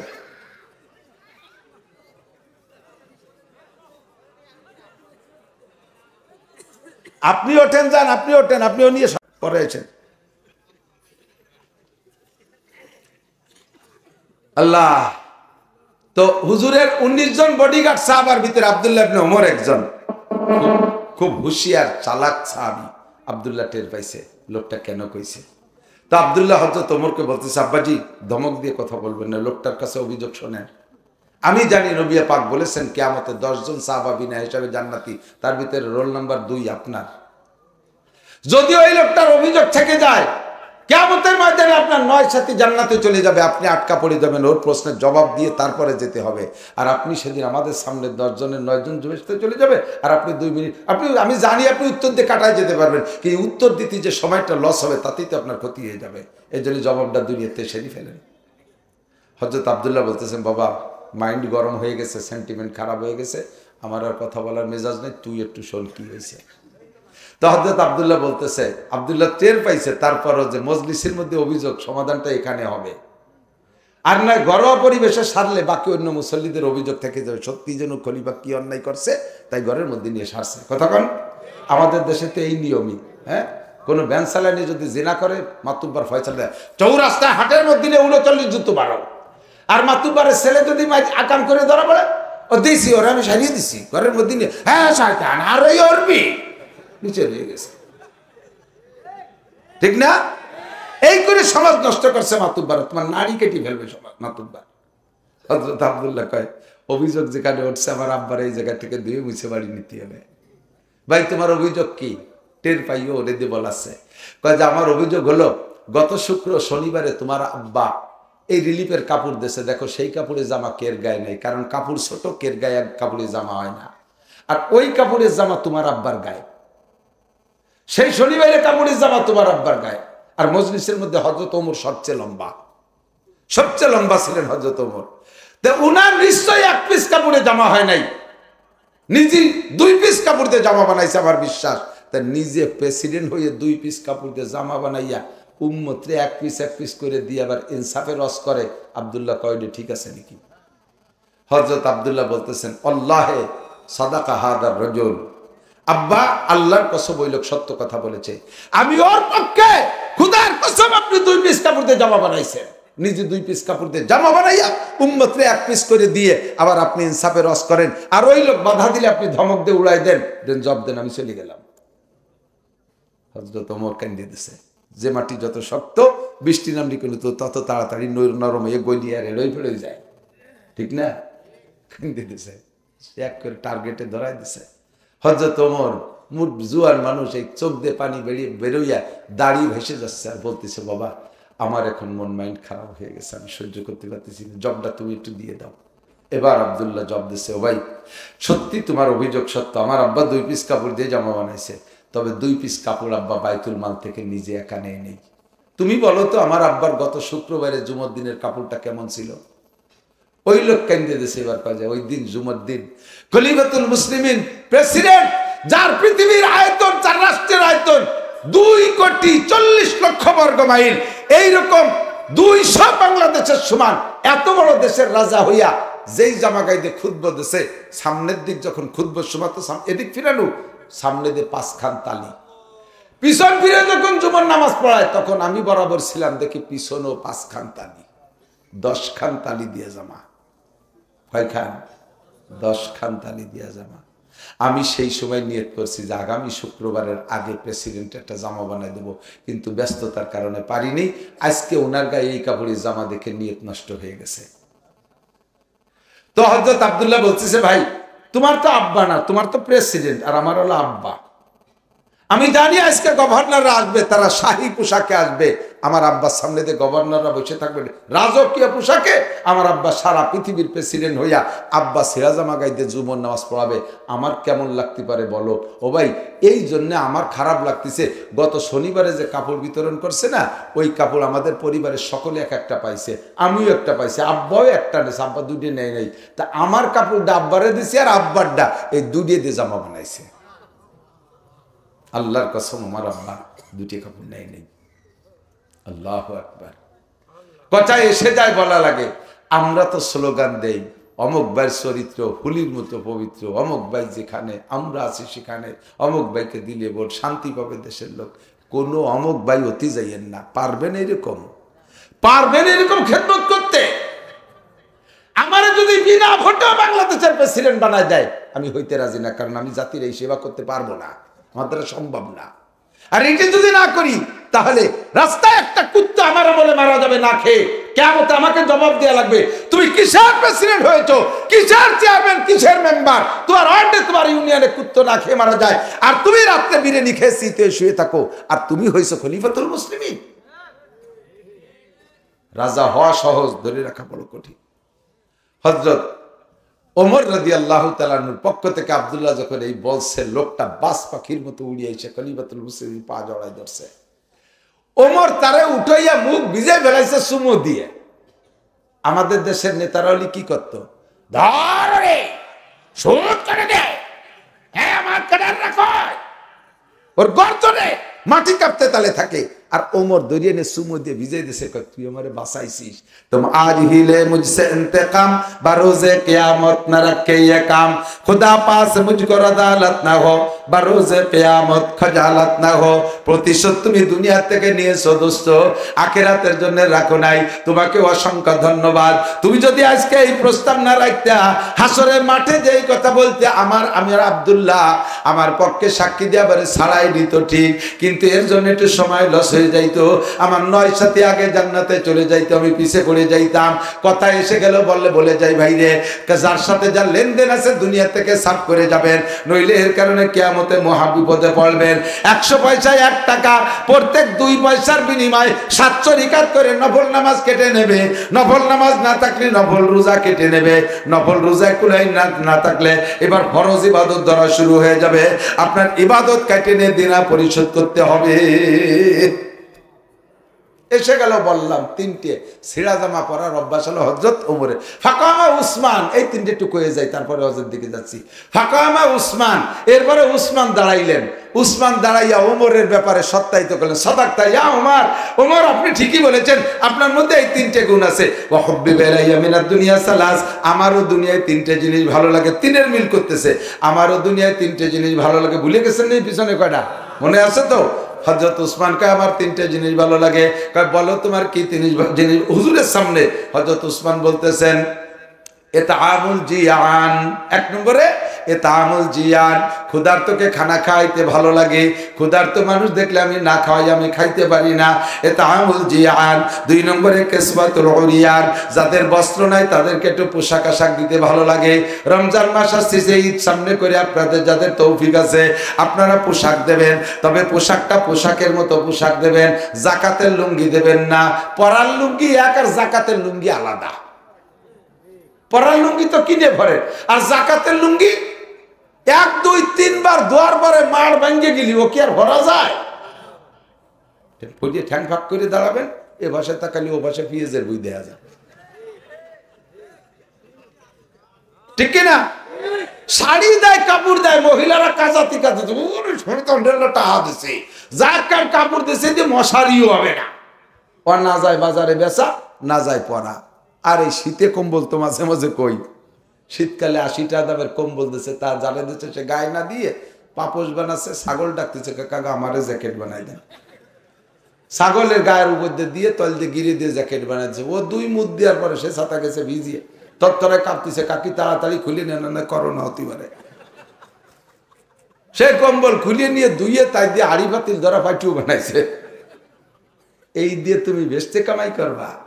কম্বল দিলি দিবা 1 নম্বর কম্বল, যে কম্বল তুমি নিজে পড়ো ব্যবহার করো। 5000 টাকা দামের একটা কম্বল যদি একজন গরিবরে দেয়, 30 বছরের মধ্যে ওরে আর কম্বল দেয়া লাগবে না। কথা কন? যে এতটা আর কম্বল তাহলে কয়টা দেবো? তোমারে তোর 5000 দিতে কইনি, তুমি 5000 কম্বলের টাকা দিয়ে 50 খান দাও। এই 50 জনটা আর দেওয়া লাগবে, সামনে বার আর 50 জনটা দিয়ে তোমার গ্রাম ভরে দিতে কইছে, ভোট কালেকশন হতে তাই না? এটা ভোট কম্বল। এই কম্বলের নাম কি কম্বল? ভোট কম্বল, ভোট লুঙ্গি, ভোট শাড়ি। কিসওয়াতুল উরিয়ান, বস্ত্রহীনকে বস্ত্র দেয়। এদিক টাকা দিলি দেবেন ভালো। তা একবার হযরত আয়েশা রাদিয়াল্লাহু তাআলা নতুন একটা কাপড় বানাইছে। আয়েশা শেষ মতো অ্যাভেলেবেল অনেক না, নতুন একটা কাপড় বানাইছে আয়েশা, খুব ভালো দেখে। বানানোর পরে ওই যে ঘরে রয়েছে, এখনো পরে নাই। এর মধ্যে এক ফকিরনি মহিলা এসে বলছে, আম্মা উম্মুল মুমিনিন আয়েশা, আপনার ঘরে কি কোনো কাপড় আছে? আমার তো নামাজ কালাম পড়ার মতো ভালো কাপড় নেই, আমার একটা সেট দেওয়া যায়। তো হযরত আয়েশা ঘরে কয়, দিচ্ছি দাঁড়াও, তুমি যেও না, নবীর স্ত্রী, সে তোর খালি হাতে ফিরে দিতে পারে না।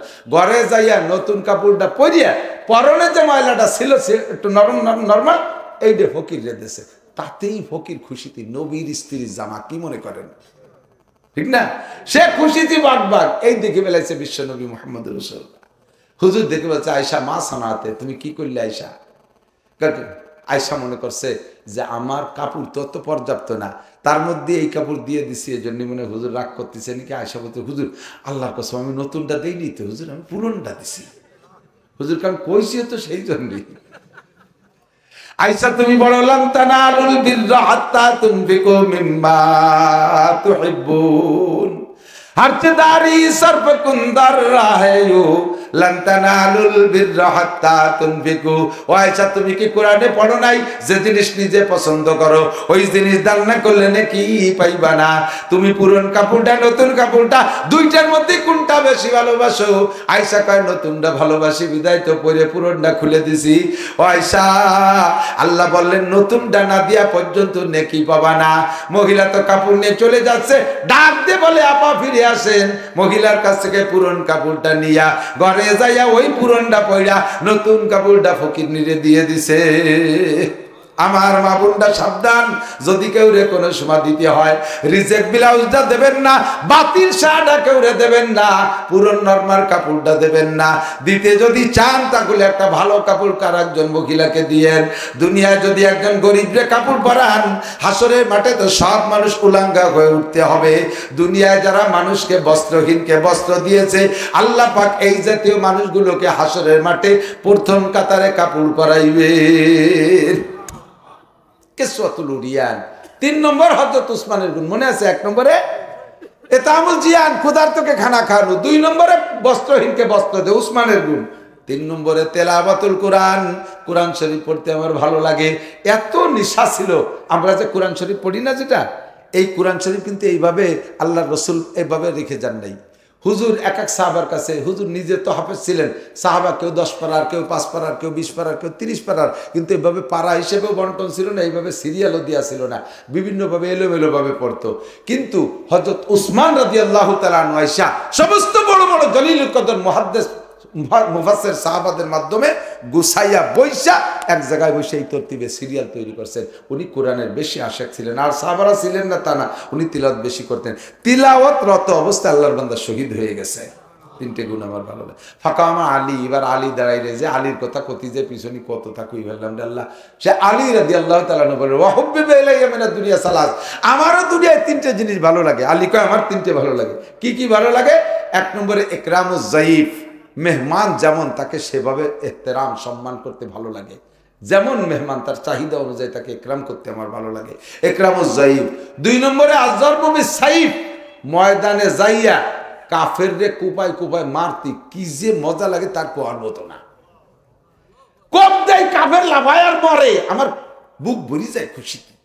এই আপনারা যারা জুপি দিয়ে আড়ো কি কয় নাকি ফুলকুচি, শৈল মাছ কোপায় না, একটা শৈল মাছ জিম ধরে বেশি রয়েছে, আর আপনি দূরিতে তার আর নাক মুখ জড়াই মারিয়ে দিয়েছেন, ফাঁসড়ে কোপ মারিয়ে দিয়েছেন, এদার ওদার বেদ হয়ে গেছে। শৈল মাছটা খুশি দিয়ে খিলখিলে আসে না,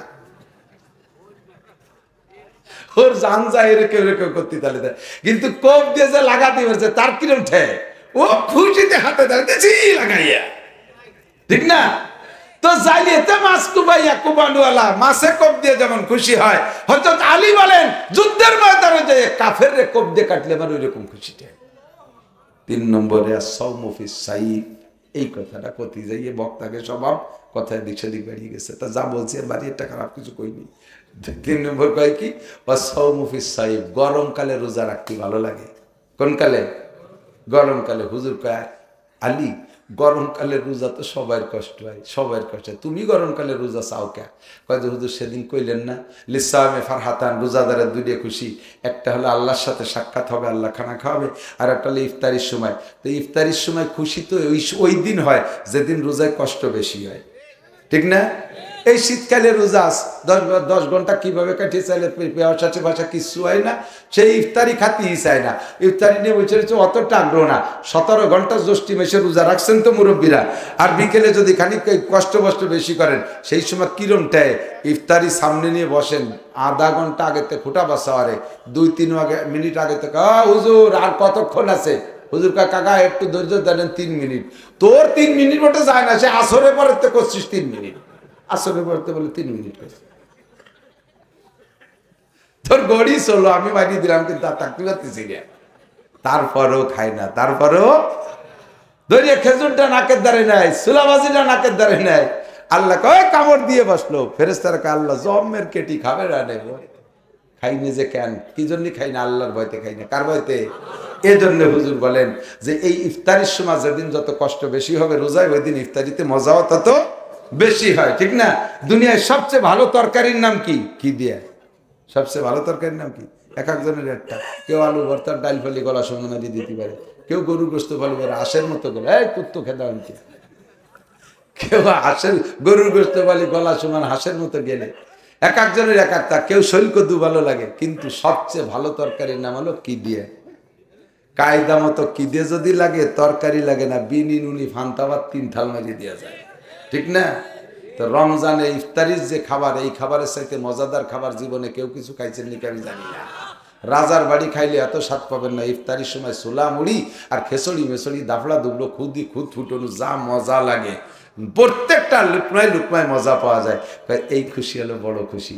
এবার এত কষ্টের ইবাদতের বিনিময়ে আল্লাহ পাক রব্বুল আলামিন বলেন, আমার দিক তাকান, মান সামা রমাদান, যে ব্যক্তি রমজানে রোজা রাখে, গফিরা লাহু মা তাম ঈমানা ওয়া ইহতিসাবা, শর্ত হলো রমজানে রোজা রাখবেন ঈমানের সাথে। কিসের সাথে? ঈমান মানে বিশ্বাসের সাথে। রোজা কার হুকুম? আল্লাহর হুকুম, প্রতিদান আল্লাহ দেবে।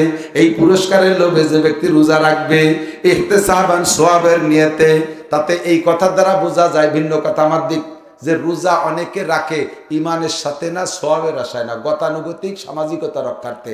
এরকম রোজাদার আছে না নাই? তারা কারা ইয়াসুমুনা ওয়ালা ইউসাল্লুন, রোজা রাখে ঠিক কিন্তু নামাজ পড়ে না, রোজা রাখে ওয়াক্তীয় নামাজ পড়ে না, রোজা রেখে তারাবির নামাজ পড়ে না।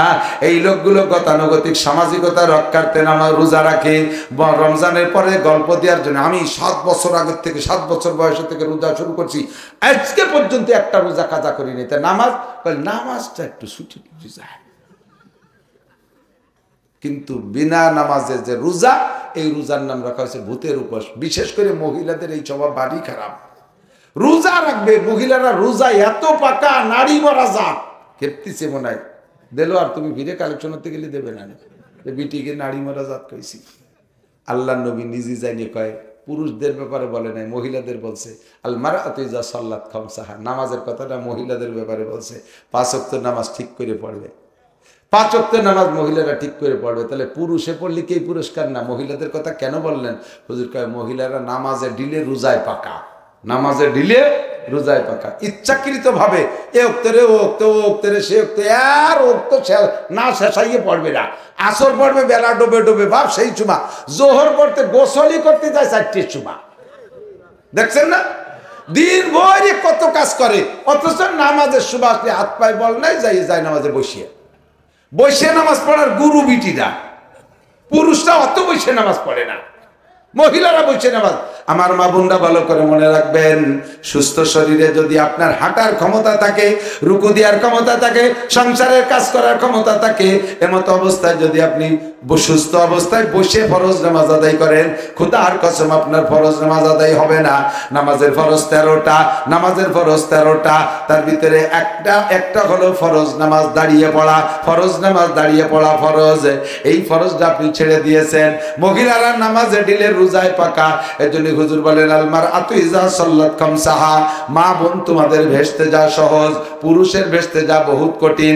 কারণ পুরুষরা ইনকামের হিসাব দিতে যে ধরা পড়ে যাবে লক্ষ লক্ষ পুরুষরা, মহিলাদের তো ইনকামের চিন্তা কম। 95% মহিলারা নিজেরা ইনকাম করে না, স্বামীর সংসারে গুছায় গাছায় রাখে। 5% মহিলারা এদিক সেদিক চাকরি বাকরি করে।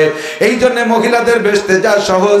1 নম্বরে 5 ওয়াক্ত নামাজ যদি ঠিক করে পড়েন, ও সামাত শাহরাহা, রমজান মাসের রোজাটা ঠিক করে রাখেন, ওয়া তাআত বালাহা, স্বামীকে সন্তুষ্ট রাখতে পারেন। স্বামীর বৈধ কাজে সন্তুষ্ট, অবৈধ কাজে সন্তুষ্ট না। স্বামী জাগ ধরে তাগড়া তাগড়া দোস্ত নিয়েছে 10-12 জন, বউরে কলেজে তুমি গায়ে মাথায় কাপড় দিতে পারবা না, ঈদের দিন আমার বন্ধুকে তুমি খানা পরিবেশন করো টেবিলে। এই অবস্থায় স্বামীর এই হুকুম মানা জরুরি না। জরুরি মানে জায়েজ নাই। স্বামী বলল যে আমার দোস্তকের সাথে তুমি একটু কুয়ো কাটা সফর করি আসবে, বাড়ি রেখে ঠেয়ানো যাচ্ছেন, সে কুয়োর মধ্যে ফাটাই দিয়েছে। কুয়ো দোস্তকের সাথে যা, আমার স্কুলের ফ্রেন্ডকের সাথে তুমি একটু করম যাও, সুন্দর বনের মধ্যে যাও, লোকালয় রেখে ঠেয়াতে পারতেছে না, তার বনের মধ্যে ফাটাই দিয়েছে। এই হুকুম মানা জায়েজ না। এই কথা কান স্ত্রীকে যদি স্বামী বলে তুমি আমার কাগজপত্র দিয়ে ব্যারাকের থেকে টাকা উঠাই দাও, গ্রামীণ ব্যাংকের থেকে সুদে টাকা উঠাইয়া দাও, এই হুকুম মানা যাবে না। লা তাআতা লি মাখলুকিন ফি মাসিয়াতিল খালিক, নবী পাক বলেন আল্লাহর নাফরমানি করে কোন মানুষের আনুগত্য স্বীকার করা যাবে না। আর 4 নম্বরে হলো ওয়া আহসানাত ফারজাহা, যেই মহিলা নিজের শরীরকে, নিজের সতীত্বকে কন্ট্রোল করে, শুধু সরঙ্গানা, মাথার তালু থেকে পায়ের তালু পর্যন্ত, পর পুরুষের নজরের থেকে হেফাজত, পর পুরুষের স্পর্শ থেকে হেফাজত, তথা তার সতীত্বকে 100 ভাগ হেফাজত করে। আল্লাহ নবী বলেন ওই মহিলার জন্য 4টে কাজের বিনিময় জান্নাতের 8টা দরজা, 1-1টা কাজের বিনিময়ে 2টে করে দরজা খোলা হইয়া যায়। ও দোস্ত, রমজান মাস রোজা রাখবেন, কিন্তু নামাজ না পড়লে কোনো ফায়দা নাই। হুজুর বলেন কাম মিন সাইমিন লাইসা লাহু মিন সিয়ামি ইল্লা যামা, হাজার হাজার রোজাদার, তাদের রোজায় শুধু ক্ষুধা আর পিপাসার কষ্ট ছাড়া কোনো লাভ নাই। সাহাবায়ে কেরাম বলেন মানহুম ইয়া রাসূলুল্লাহ, হুজুর এই মানুষগুলো কারা? হুজুর বলেন ইয়াসুমুনা ওয়া লা ইউসাল্লুন, নামাজ রোজা রাখবে কিন্তু নামাজ পড়ে না, রোজা রাখে নামাজ পড়ে না, এদের রোজায় কোনো ফায়দা নাই। ইয়াসুমুনা ওয়া লা ইয়াস্তানিবুনাল হালাল আনিল হারাম, হালাল হারাম বাছাই করে খায় না, সুদের টাকার সেহরি, ঘুষির টাকার ইফতারি, সুবহানাল্লাহ। এরকম পার্টি আছে না নাই? আছে না? সুদের টাকা সেহরি, ঘুষের টাকার ইফতারি, আপনার একটা রোজাও আসমানে যাইতেছে না। সাবধান, রোজা রাখবেন কষ্ট করে, একটু হালাল খাওয়ার চেষ্টা করবেন। এরপরে রোজার দিন কাম কাজ একটু কম করে বিকেল বেলা বসে বসে কয়জনে গিবত শিকায়ত গল্প দড়ি দরবারের মধ্যে দেখাটা একটু বসে কথা কই, দিন তো যাচ্ছে না। এই বসে কি কয়া শুরু হচ্ছে, দেলোয়ারের এই দোষ, শফিকির ওই দোষ, আহমদ শফি সাহেবের এই দোষ, সাইকুল আদি সাহেব এই করছে, মামুন সাহেব এই করছে, উনি সাত দোয়াতে তলিরাটি, উনি কিছু সব সুদে কারবারকে ছেড়ে দেন। সুদের ভিতরে বরকত নাই, সুদের ভিতরে বরকত নাই। আল্লাহ পাক আমাদের পবিত্র রুজি হালাল ভাবে অনেক টাকা ইনকাম করার তৌফিক দান করে। সবাই বলি আমিন।